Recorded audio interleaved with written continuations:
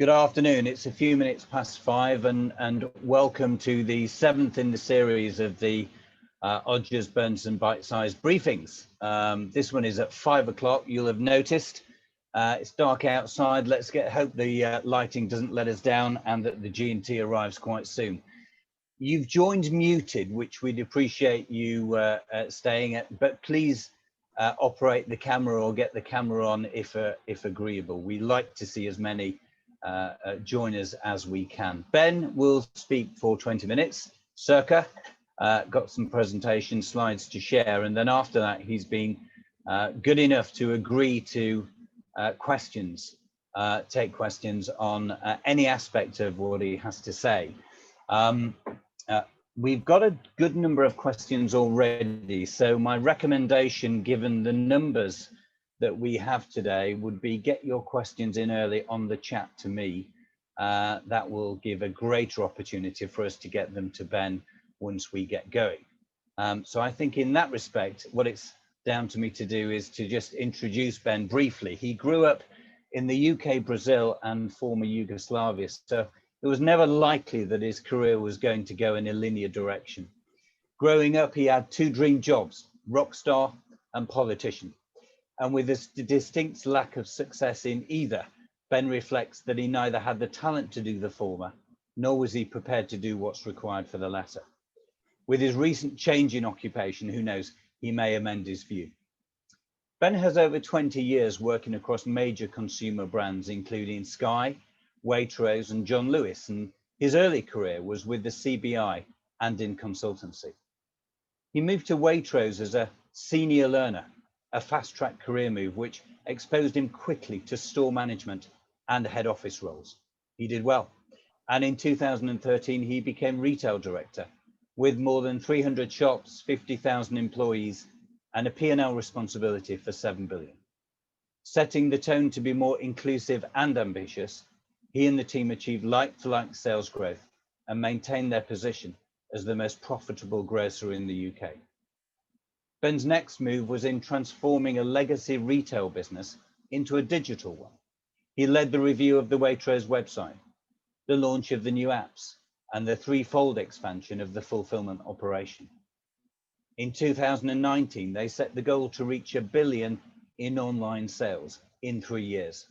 It was achieved in 1, and they increased online share from 5 to 15%. Waitrose survived the divorce from their partner, with the ST announcing, Waitrose delivers blow to Ocado, hitting 190 deliveries per week just 2 weeks after the change. Few expected Waitrose to perform as well so quickly, certainly a career high spot. Ben has held a number of NED roles, including the Wellcome Trust, and has taken on a 6-month contract with the NHS Test and Trace as their Chief Customer Officer, responsible for the app, marketing communication, innovation, and business engagement. Ben has a number of reasons to explain this move. The first is he was on gardening leave and, well, didn't like gardening. The second, reasonably plausible, so that he has an answer to the future question, what did you do in COVID? And finally, which I think is most likely, you don't say no to Dido, and neither could Mike Coop. He says that the magnitude, scale and complexity of the retail role with Waitrose was enormous, but the importance of test and trace puts it into the shade. Probably a career break without equal, but incredibly important and worthwhile as the team works as hard as possible to meet the objectives on speed, efficiency, safety, and to get the public engaged and involved. We're delighted he's there. They'll benefit from his experience, intellect, and capability, but we're also delighted that he's with us to share his story. Ben, welcome, and over to you. Thank you, Nick. That's incredibly generous, and I do recognise most of that description, but perhaps not quite all. So thank you all for being here, and I genuinely appreciate the extraordinary turnout on a 5 o'clock on a Thursday afternoon. As you can see, as befits somebody who's become a temporary civil servant, I have an oak panelled room in which to do my work, and it seemed only right to share that with you on camera today. As Nick said, what I thought I would try and do for about 20 minutes or so is just tell you a bit of the story of the journey that I went on and that I led in Waitrose over the last couple of years. And you'll see that as a man who writes his presentations on a Sunday morning, it's important to start with a screen grab of the cooked breakfast offer on waitrose.com. But more seriously, what I hope I can share is a story of a business that took a real opportunity and seized it. And the opportunity was there anyway, and it was amplified really, really significantly by the arrival of COVID. In terms of what I thought I would try and cover, there's quite a lot on here, so I hope this will whet your appetite rather than delve into any of them in huge detail. But primarily just to give you a little bit of context and then to talk about the transformation that I was leading. We'll then get into, in that middle block, the impact of 2020, of the extraordinary year that all of us have lived through, and the impact on that of the transformation that I was leading. And then I thought I'd close with some reflections on what might last about what's happened this year, and some reflections on the experience of digital in a legacy business as I've described it. So, Waitrose and selling food online. Many of you on the call will already know a reasonable amount about this, so I won't dwell too long on it. But I suppose the important starting point is that food is one of the least penetrated categories in terms of online sales. And if you look at many non-food categories, some of them are in the 70 to 90% range in terms of sales being either started or completed online. Food is in the 20 to 30% range, and that's including all types of eating, not just supermarket food sales. So at 20 to 30% penetration, you're starting in a market with a significant opportunity, but also with significant barriers. And there are lots of hypotheses as to why food was low in terms of its growth online. Was it about wanting to be able to pick the food yourself and not trusting others to do the picking for you? But whatever the hypotheses are, where I started with Waitrose, and indeed many food retailers have started, is with an under-penetrated market and an opportunity to grow. In the Waitrose case, very digitally savvy consumers, heavy users of iPhones, and a real opportunity to engage with them through that channel. But equally for any retail business, many of you will know it's a low margin sector, and online is an expensive channel. What the customer used to do for themselves, come in, park, pick the shopping, pack it, and drive it home, we've now taken on for them. And that comes with a cost, as well as, of course, an opportunity. Waitrose historically had underinvested in IT, I think across a few fronts, but particularly in terms of the online business. So there was a need to accelerate at pace. And I suppose perhaps most significantly in terms of the title of the talk, the legacy business. It wasn't legacy in the sense of any negative reason. It's just it was a bricks and mortar focused business. As Nick said in the introduction, 5% of the sales were online a couple of years ago. 95% were through shops. And so inevitably, the culture, the operation, the rhythm of the business, the understanding indeed of what customers wanted to do was very much driven by the fact that people shopped physically in our shops. It's worth, of course, adding that Waitrose and John Lewis are part of the same stable. And John Lewis is a much more online traded business, even more so during this year. But prior to that, a much higher proportion of its sales online. So within the John Lewis partnership, that understanding of an online and digital culture was there, but less so in Waitrose. And because of the food penetration points I made, an opportunity there as well.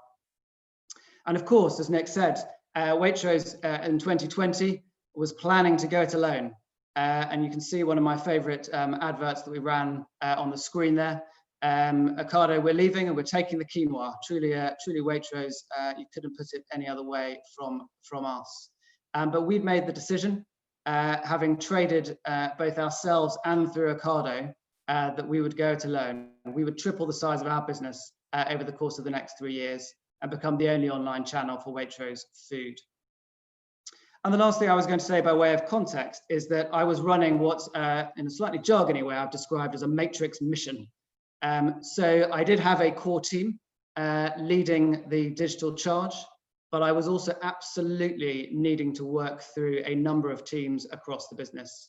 And there are the obvious ones in terms of scaling up the capacity in our shops, needed our shops teams to be focused on it. I did not directly control them. Our IT teams in terms of some of the changes and investments we needed to make.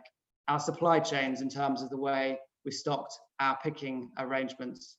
So I had a director of digital change, and I had a director of digital development who were leading the specific things that we needed to make happen. But it was also very much a matrix transformation of the whole of Waitrose, and probably something to come back to in my reflections. So what was the transformation? What was it that we were trying to do? We're trying to take a business that wasn't sure the future was digital and turn it into one that they believed in. And as you can see there are a couple of goals that we'd set. One was to treble the size of it, so to move from 5% share of business to 15%. At heart, to put the customer, the way the customer wanted to shop first. And it's a glib statement, it's an easy statement to make. But if you think about it in retailing terms, be able to come in and pick up what you want, or order online what you want, or get it quickly, or get it tomorrow. Those are the things that our retail businesses are having to respond to. It was to create the digital tools to make sure that we had the apps that people wanted to shop on, because prior to that, we simply had a website. It was to ensure our website was doing what we needed it to. And it was equally to ensure that our partners, our employees in our shops, had the tools to be able to serve customers digitally on the shop floor, as well as, of course, with human contact. At heart, the transformation was about the base of scaling up the online business. And finally, it was about turning everyone into a digital leader in Waitrose. And historically, and this was entirely my fault because I had been the retail director previously, people would talk, if they were a shop manager who ran a shop that did picking for online customers, they talked about themselves as a .com shop. They did the fulfillment, they cared about Waitrose.com. And that was only about half of the shops in the Waitrose estate. And the other half didn't do the picking, didn't do the fulfillment. So they didn't really focus on Waitrose.com. They didn't think of themselves as digital leaders. And the change we had to make sure that we could respond to customers was to have everybody thinking as digital leaders. Now then, 2020 arrived, and I think all of you will have your own version of your experience of a year that has been like none other, certainly in my lifetime. And we all will recognize the moments that are perhaps described on here when suddenly the pandemic hit, suddenly the impact of what was needed for our particular business arrived. And I've just put a few sort of things that stuck in my head, but January, prior to the pandemic really having an impact, we were doing, as we had been for at least 12 months, creating the focus to be ready for September 2020, which was when Ocado would stop selling Waitrose products. In March, as I've put it, fighting for rhubarb began. You will recall some of the panic buying that took place. And I had a number of rather strong emails, shall we say, from customers who wrote to me saying that they couldn't get a number of items because of the panic buying. And the one that made me smile most was the one who complained that she couldn't get rhubarb. In April, as the lockdown arrived, the search for slots across all food retailers became absolutely enormous. The understandable desire to make sure you could get food delivered, particularly if you were shielding at home, was very, very strong. And we all food retailers ran out of slots very, very quickly. And customers rightly told us that we should do more. And even though all food retailers, and hats off, I have to say, to the whole sector in terms of the way everybody put capacity in place, it wasn't quite enough for what was needed. And then by September, in Waitrose terms, unexpectedly, given, as Nick said at the beginning, we'd had a 3-year goal to triple the size of our business, we'd actually done it by September. I thought I'd just talk a little bit about the experience and what was going on with people inside Waitrose during this period, because I think the talking of a digital transformation, talking of changing a legacy business, it's really about people and it's really about what they do. And I've called them virtual fearless entrepreneurs. And it's very COVID infused in a way perhaps I wouldn't have expected it to be. But I think the themes are actually still consistent and would have been there even without the lockdown experience that we all had. So the lockdown that took place immediately, as happened to all teams of this kind across the country, meant head office teams were suddenly having to work virtually. Our shops, our food shops were still open, and our online delivery hubs were still working. But immediately teams had to find new ways to work. We had to make sure that our shops were able to pick in a socially distanced way, but still, because as I said, there was huge demand for slots, still get out the volume of orders that we needed to. And head office teams similarly finding ways to work entirely virtually. But what happened, I think, is that we unleashed something. The impact of being in such demand, the impact of the business saying, surely there is a way to deliver to more customers in need, meant that something was really unlocked. And it's what I would describe as a sort of entrepreneurial or intrapreneurial, because we're in a big company. The entrepreneurial culture was really unlocked in the way the organization worked. A couple of examples of that. Rapid delivery. So we had been trialing for the previous year or so a service that would get you your groceries within 2 hours of you ordering them. And as we searched for different ways to get food to customers, one of the things we decided that we ought to do was to see if we could accelerate that trial at speed. And I said to one of the brilliant team members, can you go away and work out a plan? And if you can come back in 24 hours of the way to do it, I'll get you the resources you need. And to his utter credit, he came back, said, here's what I need to do. We can roll it out to about 50 shops relatively quickly. And within the space of 3 weeks, we've gone from doing 700 deliveries a week to 7,000. And it gives you just a sense of what it was possible to do at speed. And of course, at the end of a good idea is a lot of people across a lot of shops putting that shopping into baskets, packing it and getting it delivered. And it was a combination of our own partners and using third-party deliveries that enabled us to do that. Similarly, another colleague we were talking about, was there any way we could get more capacity into our system?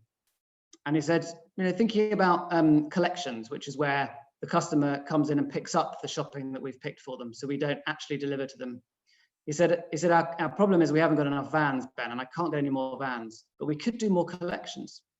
So similarly, I said, okay, let's see what we can do.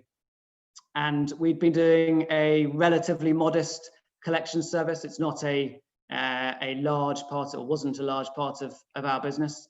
It's culturally much more normal way to shop in France, for those of you who are aware of that, but less so here. But Dom said, I think I can do something. I think there's a way to roll this out to more shops, and those that aren't doing any kind of delivery at the moment, I think can really do a lot more of this. So within the space of 4 weeks, we had taken the business from the prior year, first quarter, I think we'd done about £350,000 through customer collections. The equivalent time period, we sold about £36 million worth of food through that route. And as importantly, we met a need much better than we would have done if he hadn't been entrepreneurial, he hadn't been willing to be fearless and do something that probably in normal times would have taken a lot more process and frankly bureaucracy to get through. And lastly, in terms of the sort of entrepreneurial culture, we had already had in our plans to be ready for Ocado to open an additional fulfillment centre, a CFC in London. And this was planned for May, and of course the nation was locked down at this point. But I have to say, not once did the team working on it say that they wouldn't find a way to get it open as planned. And they had to design new ways of training drivers, new ways of training pickers that maintained social distancing, that got in new systems into the warehouse to make it work differently. But to their utter credit, they managed it. So I think something that got unlocked in terms of that ability to make things happen was probably the biggest, for me, legacy in terms of what happened and the transformation that we managed to make. Some of these numbers have already been mentioned, so I will whip through them, but it was a much faster scaling of the business than we had expected. And if I put it in context, so the 50,000 orders a week that we were doing at the beginning of March was 190,000 by September. We had been expecting, our plan with the Ocado switch had been to get to about 120,000 orders. So we were a long way ahead of where we'd expected to be. We delivered a new website. We launched the apps that we hadn't previously had. And within all of the flurry of building slots and different routes for customers to get shopping, we reserved a third of our slots for priority customers, those who are shielding or elderly. We added about 4,000 staff to the team that were working. And as I said earlier, we got to the point where it was around 15% of the Waitrose business and achieved one of the fastest online growth in the sector. So what might last out of what I've just described? I think certainly in terms of some of the trends we've seen, there are some short-term impacts and some slightly longer-term trends.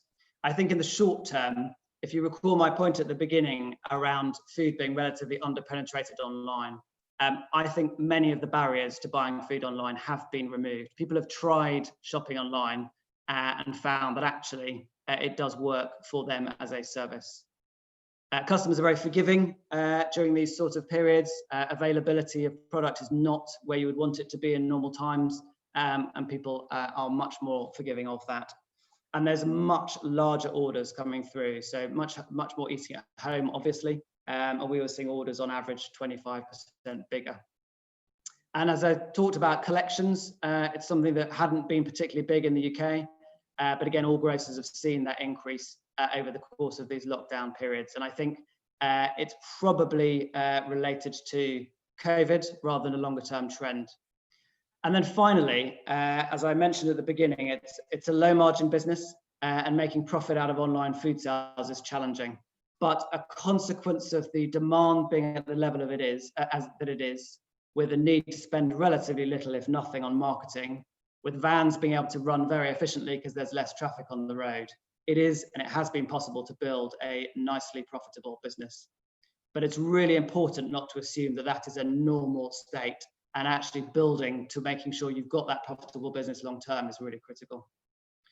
In terms of longer term trends, some of which come out of what's happened this year, I think the need for and the desire for convenience and immediacy will not go away.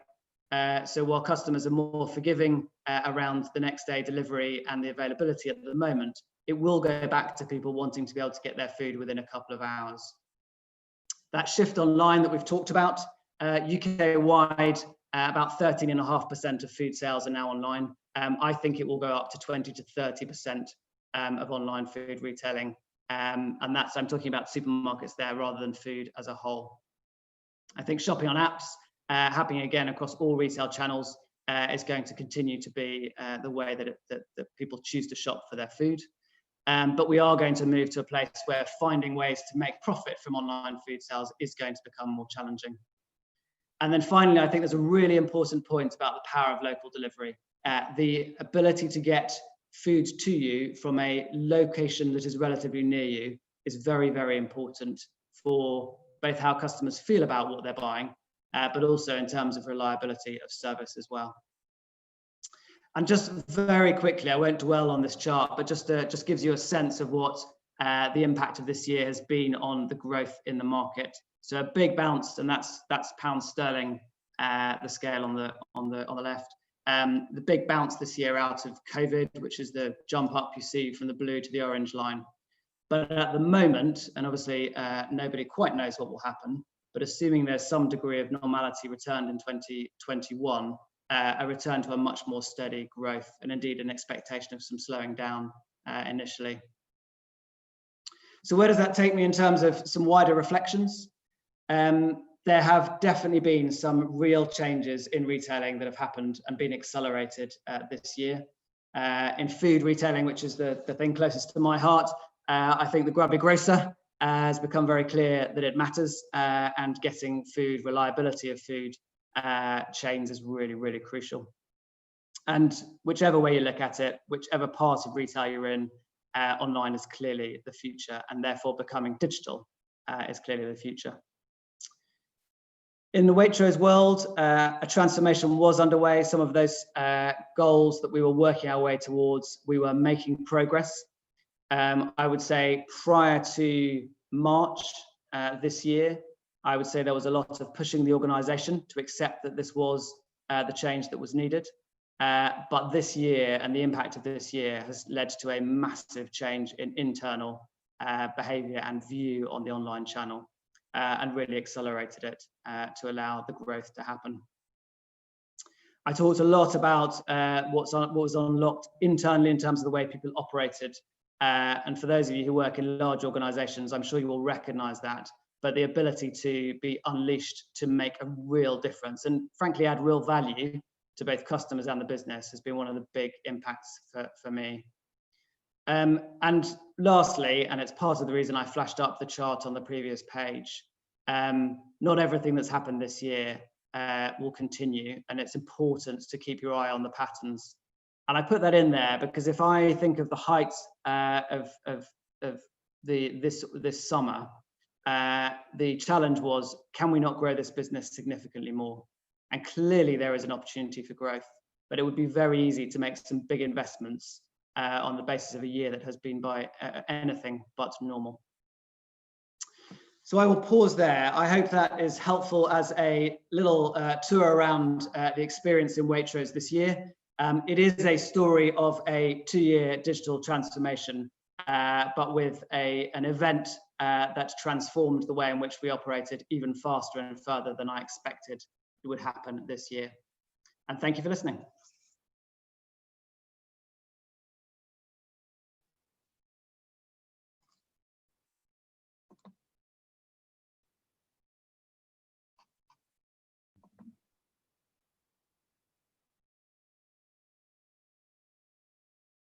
Nick, I think I'm handing back to you.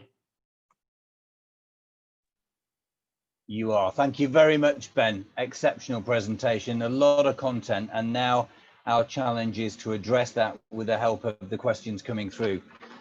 We've got quite a few coming through. Let me just pick up on where we have left off. If you were a betting man, where do you think Waitrose Online would be if COVID hadn't happened? So I hope what I've conveyed is that there would have been a growth in the business. So we had this unique opportunity. I've been racking my brains for about 2 years to think of a good parallel to where you move from selling your products at quite a large scale through another channel, in our case Ocado, and move to sell it entirely through your own channel. And so we knew, and we had done a significant amount of consumer research, what was likely to happen. Ocado, of course, had done their consumer research, and it was never going to be the case that both numbers were correct. However, either way you looked at it, the loyalty to the Waitrose brand, the loyalty to the Waitrose product was going to lead to a growth in Waitrose online sales. And I was, to be honest, having fairly ongoing and lively discussions prior to the pandemic hitting as to how far I thought we could push it this year. So I said our goal was to get to 120,000 orders a week in September. I always thought we could do 150,000. And as I said, we got to 190. So I guess the bet I would have placed, if you'd asked me that question at the start of this year, would have been 150.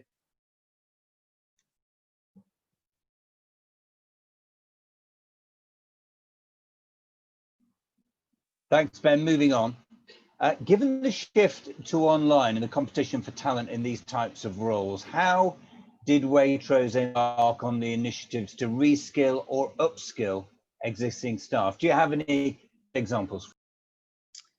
Yes, I think the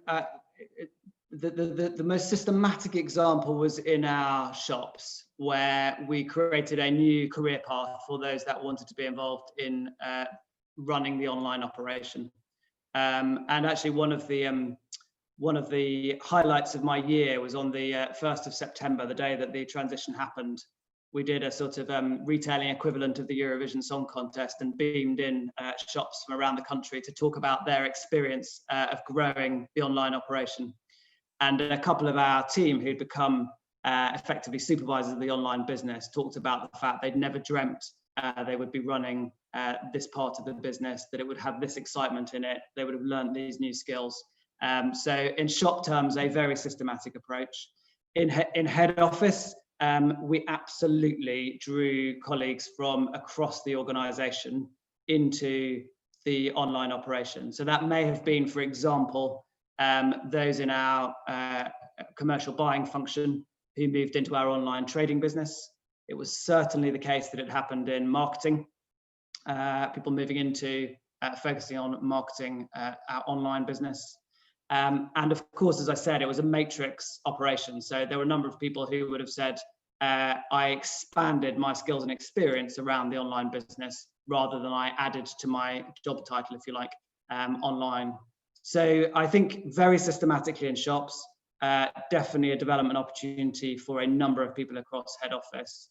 And I think for me, the sort of perhaps the business I never quite got to finish is how you can actually start to predict the likely skills needs that you're going to have in this sort of space, and then put in place programs. And this is head office I'm particularly thinking of, put in place programs that start to prepare and develop people to move into it. And that's, as I say, was on my list and will be for my successors to ensure happens. And just as an add-on from that, Minimal asked, did you work closely with and share skills with the digital team at John Lewis? So the Waitrose and John Lewis teams do work closely together, and the HR function, if you like, was joined up across the two. So there was definitely people moving between both parts of the organisation. Equally, I think, and particularly this year, with John Lewis physical shops having to close, obviously their online business was growing and being challenged very hard and fast as well. So probably rather interrupted, I would say, in terms of the opportunity to move skills and people around between the two brands, but something I know that will be brought, that people will come back to. Great, Ben, thanks. Two questions from Sarah Evans into one. She smuggled one immediately below. What do you know about the age profile of the customers you engaged online? And secondly, do you think this willingness to transact online for grocery might translate to other sectors? She's thinking particularly about charity. About what next? Sorry, I didn't hear the last bit. The charity sector. Charity sector, thank you. So in terms of age profile, yes, absolutely, we know the profile. We indeed made some decisions about where we were currently winning customers and where we would need to target to win them from Ocado. And generally speaking, that tends to be with families with slightly older children, so teenage children rather than younger, was where we targeted. This year then skewed the customer base because of reserving a third of our slots for those with particular needs. So I think in all candor, the targets we set out for versus the profile of customers that we built as a result of what's happened this year are certainly not what we'd set out to do. And I suppose my sort of long range view on it is that because of the change that's happened, and that point I made around some of the barriers to buying food online having eased, I think that the profile that we set out to achieve we'll probably not quite get to, but overall the customer balance will start to change as I say, hopefully more normal times arrive. So at the moment probably a stranger or unexpected skew towards an older demographic. Waitrose generally has an older demographic anyway, but even more so. And the target that we chose to focus on and made significant headway with was those families with teenage kids. On the other sectors and particularly the charity sector, I mean, my instinct is the answer has to be yes. That what I was describing as entrepreneurialism, but equally is entrepreneurialism, applies regardless of your sector. And I observe that, you know, through necessity that none of us wanted, all of us in different ways have had to think about ways to get our services to consumers or offer what we do in a different way. And I think I look at some of the things like charity bookshops and think that there are probably opportunities there which consumers would respond well to. And finding a way to do that is less straightforward, particularly because of the cost of running that sort of a model. But I think the consumer is ready. And you only have to look at what's happened to Amazon, amongst others this year, to know that the convenience that's offered is what people are seeking. And I don't think it needs to be sector specific. I hope that answers the question, Sarah. Got it. Thanks, Ben. Now here's one that edges into supply chain sustainability. David Williams, you've talked about partnerships with delivery firms to achieve the huge step up in rapid delivery. You also talked about collections. He's interested in your view on how much of the end-to-end business needs to be owned in-house and how much and what bits lend themselves to partnership. What's your view? It's a brilliant question. I think my sort of philosophical start point is that you do need to own the relationship with the customer, and you need to own that as directly as you can.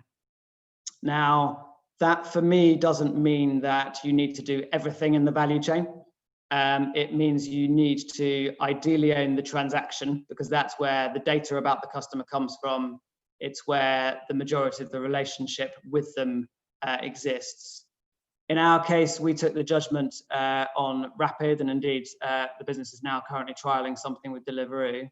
We took the view that a third-party firm doing the last mile, doing the delivery, was not the fundamental part of the relationship. The fundamental part was the experience of the transaction and the groceries they received being what they expected. And the Net Promoter Scores for what we did bore that out. So incredibly high Net Promoter Scores. I think a combination of the speed of delivery and the reliability of the service. So it's a sort of easy philosophical standpoint to hold, but I think if you start there, but are then really forensic about working out which bits of that customer relationship matter to the customer, and which bits it's possible to contract out. I think that is the best way through it. Not least because to make money out of this, it's not always possible to do the whole thing yourself. Got it. Thank you. Now we're rightly talking about Waitrose, but it does have a competitive set in online grocery. So let's just test your perspective on this. We've got a question.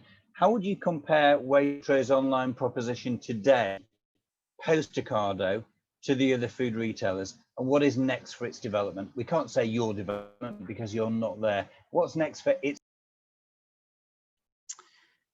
So in terms of how I would compare us, in the end, all of you will have a view. So let me give you my outrageously biased one. I think we, over the course of the couple of years that we invested significantly, and it was around 100 million in capital spend on the online proposition over 3 years. I think we got ourselves to what I would describe as parity in terms of the user experience online, and I mean the shopping experience online. Everything from, as I said, having the apps that you would expect of and indeed would get from any other major grocer, to the fact that the website is straightforward to use and reliable and fast in every sense of the word. I think in terms of the doorstep experience, so when I've ordered online, I think there's parity. I think in terms of the doorstep experience, perhaps outrageously biasly, but I think we have a better service than many of our competitors. I mean, I've always said this, in the end, it is about crates arriving, and if those crates have got what you want in it, then that's the service that matters to the customer. But the difference you can make is the driver, the person that's delivering, the way they operate, the way they treat you. And again, the bit that's not biased in my statement is that that's what our customer research showed as well, that when we researched our competitors, that was the piece that came through differently. The driver experience was seen as higher quality. I think the other piece, and this is about fundamentally different business models.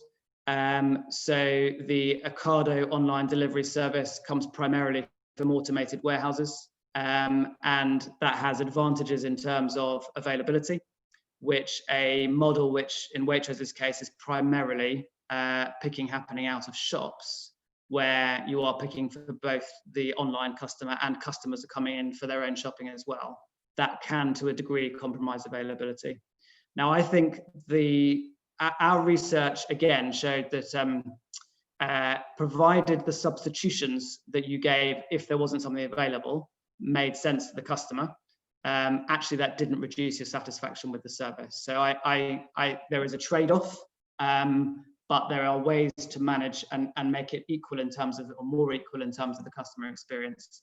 And as I say, what I also know is that customers weigh up the security of an automated service versus the benefit of a local delivery.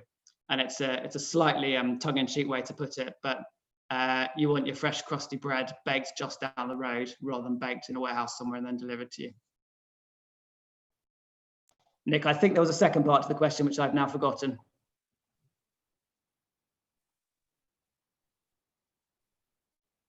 Me too. Let's move on. I'll come back. I'll come back to it and find it. I've got a double header. One that has come from the internal team, and it's the A word, Amazon. How significant do you feel their market share in the online food sector will be? How will they achieve growth? The flip side of that is asked by Phil Cross. How do you react to increasing food manufacturers and brand owners moving their offer online? Heinz did it in 3 weeks, apparently. So Amazon and then direct. So on Amazon, never underestimate them. Many of you will have said exactly the same thing in the sectors that you're in. They have clearly found cracking the food market harder than many they've managed to. I'm equally certain that they are a very smart, well-funded, learning type organization that through their purchase of Whole Foods, primarily in the States, and some of the things that they are running in terms of their food delivery service and the changes they've made to that this year, that they are gearing up. And so I think all of us in food retailing, online food retailing, need to be very alert to their impending focus and growth. I mean, they always top the growth tables, but that's because they're on a very low base in terms of their food business in the UK at the moment. But they will make significant headroad, I believe. And what they're doing is finding ways to make their business model match what the customer wants. Their business model works, of course, brilliantly for non-food and the speed and efficient delivery of it. Those of us who know the sort of complexities of the food supply chain know it is harder to do well, and it is a genuine skill and competence, but it's being learned now and will arrive. I'm certain of it. Well, it has arrived and will continue to accelerate. I don't think I can convincingly predict what that might do for the market, but I think my parallel is Aldi and Lidl arriving in the UK and the major retailers underestimating their impact. I think what we must be very careful is not to do the same again in that space. And then in terms of direct sales, I think at the moment, and I don't want to sound complacent, but I think at the moment, the convenience of aggregation, which is effectively what an online supermarket is offering, is outweighing those direct to consumer offers. But I can see, and again, it's probably one of the trends out of this year, that there are some shopping behaviours that will change, and direct to consumer will be advantageous for. It's probably a slightly trivial example, but for a number of us who were trying to buy flour at the peak of the pandemic, found that the best way was to go direct to the mills. And I think there are things like that where sort of bulk purchasing and going direct may become more of a trend. And of course, that's another obvious link with Amazon as well. James Hallett's asked a question, and after this, I think we ought to move to test and trace and find out how scary Dido Harding really is. James asked, do you think it should be possible in big companies like Waitrose, with a certain sense of tradition and conservativeness perhaps, is it possible to make the change you describe without a mini crisis. How did you energize and find your entrepreneurs? And how did you run almost a two-speed culture with a very large organization that needed to keep going alongside a real entrepreneurial feel? That's from James Hallett. Yeah, no, James, I've reflected on that a lot, actually, because I think it's undoubtedly true that the game changer that enabled me to grow the business the way that I've described was absolutely horribly, and certainly not what I would have wished upon any of us, but it was the pandemic arriving was the game changer, where the organizational culture flipped to this is a costly channel that we understand you want to grow, but we're not entirely convinced by, to how big can you make it and how quickly. Prior to that, so if I sort of cast my mind back and imagine a year where all of this hadn't happened to all of us, I think we would have achieved the change by a combination of factors. One was a lot, so I had quite an extensive communication program by a number of kind of leaders across the business, making sure that we were engaging with key people, whether it was our shop leaders, whether it was our supply chain colleagues, whether it was our marketing colleagues, to make sure that it was really clear what we needed to achieve. And I had the, if you like, the second galvanizing factor of the Ocado switch. So while I definitely spent time debating the number of customers that would switch, and was it quite as many as I thought it would be versus less optimistic people, there was definitely the case that could be made that we should be investing significantly behind this. I think the second piece, as well as the kind of communications campaign, that really is the galvanizer, and there will be an equivalent in everybody's business, which is that there was a shift taking place in the consumer behavior anyway. So if you were somebody accountable for the profit and loss of a shop or a group of shops, or indeed a buying group in terms of buying products, you were starting to see, even before the pandemic hit, that the growth was in a different channel, in the online channel, and you were becoming more interested in it anyway. And then somebody comes along and says, there's a way to get behind this that makes that even bigger for you, that creates more growth for your sales department, for your buying office, for your shop. And slowly, people see that and they change. They get behind it in terms of engaging with customers on it. They get behind it in terms of thinking about what products need to be sold and served online. So it would have taken longer. I have no doubt about that. But I equally am sure that the program that we've been running, and I didn't talk much about this, but the program we've been running for the 18 months prior to 2020 led us to a place that enabled the change to happen. And I am of the view that while the pandemic created the acceleration, equally we would not have seen the growth we did had we not been galvanized and ready for the switch that we're expecting, the growth that we're expecting to happen online through the course of this year. We would have seen some growth, but for those of you who know the complexity of running these things, you cannot grow an online business that quickly by chance. It is a pretty complex machine, and it's only because the plans were there. And I simply said to people, you thought you had 6 months to do that? Can you do it in 6 days? That we were able to see the growth that we achieved. I hope that answers, but it's a good question, and one I keep mulling on, because I think you clearly can't ever know the counterfactual. But I'm strongly of the view the culture change was happening, but it would have taken longer. Thank you. Let's move on to test and trace. Think of this as a warm-up act, Ben. You're not quite standing on the right of Boris yet, given the answers to Kay Burley, but we are interested in your journey to test and trace. How did it come about? What do they want you to do? And why is it so difficult to say no to Dido Harding? There is an obvious link to what I was previously doing. So one of my responsibilities here at Test and Trace, as you touched on, Nick, is leadership of the customer experience, or call it citizen experience in this context, and also the app, which is obviously a key digital channel that I hope many of you have switched on as you are traveling around, or at least when you're out from lockdown, you're traveling around. So there is a link to my previous experience in terms of taking a large organization and changing it fast. But there is also the really important thing from Dido's point of view was test and trace. I would describe the experience of test and trace as what's actually now quite a large organization. So there are about 2,500 people that work in the organization. It has a budget that means that it is roughly the same size in terms of turnover as Asda. And it has all been created in the space of 5 months.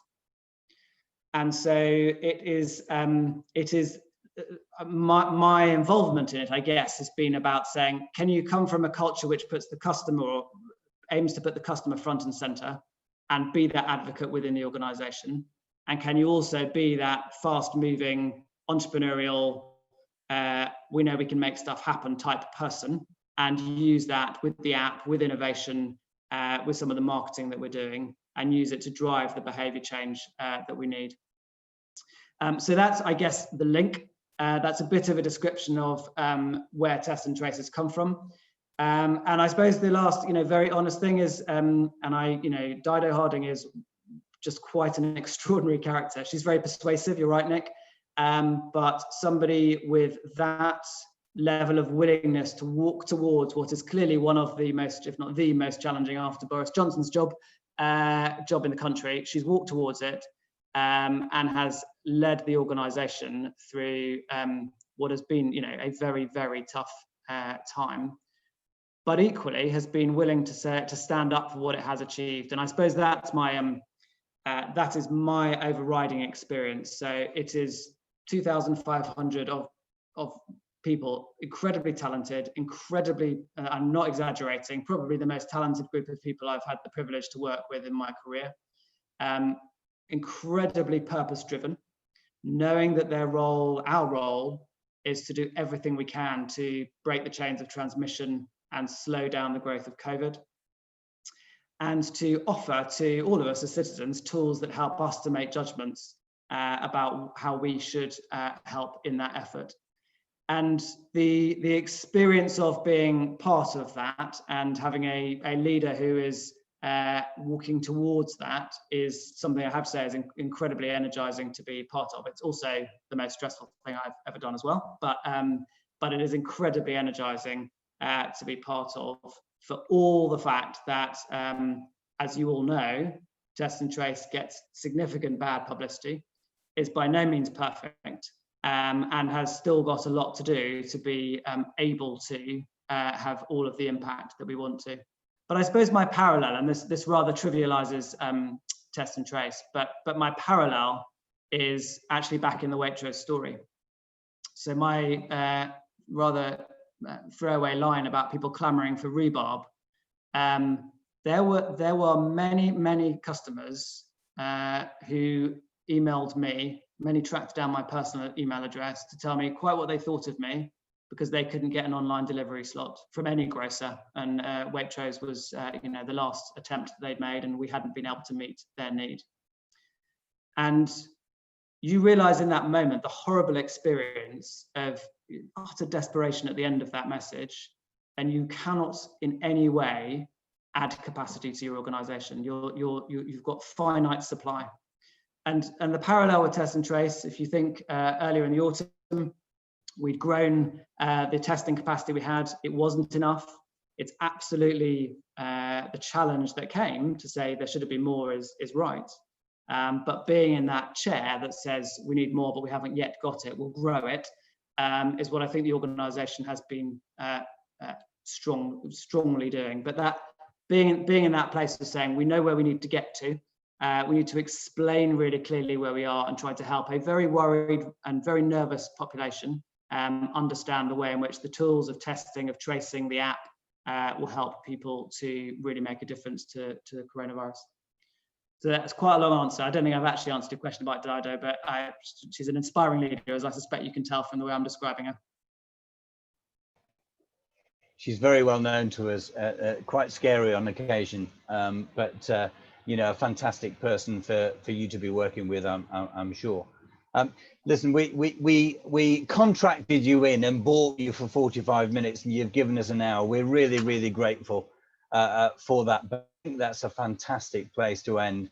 Although I suspect as questions keep ticking through, we could be here for some considerable time. I think from the material you've covered, the real changes in retailing, I've been scribbling notes down as quickly as I could. Structural changes in supply and demand, the Waitrose transformation. Love the entrepreneurs being unleashed in such a traditional environment like that. I think that's a great encouragement to us all and to many businesses, that if that sort of change can be visited on an organization like Waitrose, then there's great scope elsewhere. The long-term and the short-term trends, not only in online, but in food, what will remain, what you expect to peter away. Really good insights there as well. Driving cultural change while maintaining business as usual, a great theme and a really difficult topic to hold and to drive through. And then finally on NHS test and trace, the idea of the senior team walking towards a really difficult job, and it's phenomenally difficult. And I think we all agree with that, but we're so appreciable that you're involved for this now, and creating an organization the scale of Asda in 5 months, inconceivable really. So listen, you've given us a fantastic tour of what you've done and what you've been involved in, and your beliefs and hopes for the future. And for that, we're really, really grateful. The team at Odgers, Jane Dessar, Kate Graham, Catherine Brew, Kitty, Debbie, Yvette and myself are really, really grateful. And for the over 100 that are still with us, ridiculously at 6 o'clock on Thursday, we're appreciative as well. So Ben, thanks for taking part. We're really grateful for you, for your time and your contribution, and we wish you every success at NHS and Trace.